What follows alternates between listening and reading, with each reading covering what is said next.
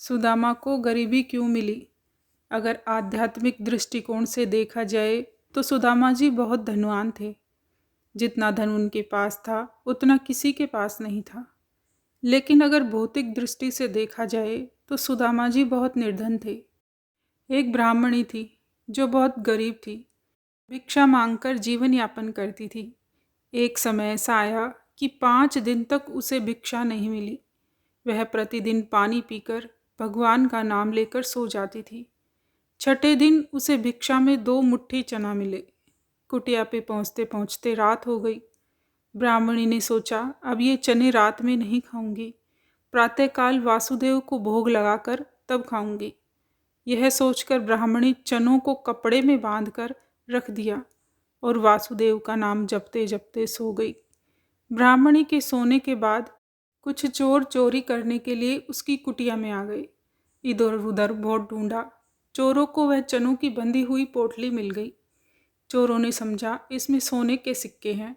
इतने में ब्राह्मणी जग गई और शोर मचाने लगी।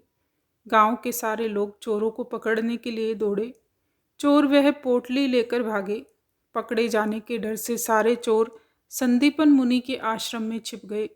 संदीपन मुनि का आश्रम गांव के निकट था, जहां भगवान श्री कृष्ण और सुदामा शिक्षा ग्रहण कर रहे थे।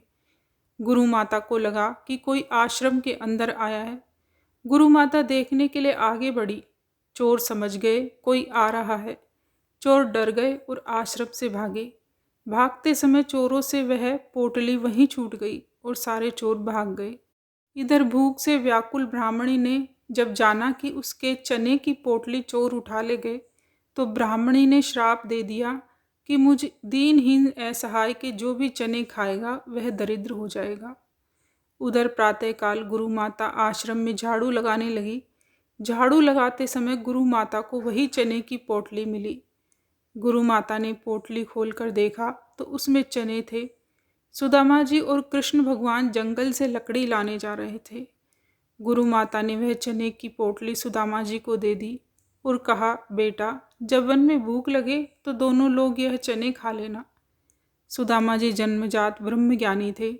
जो ही चने की पोटली सुदामा जी के हाथ में आई तो ही उन्हें सारा रहस्य समझ में आ गया।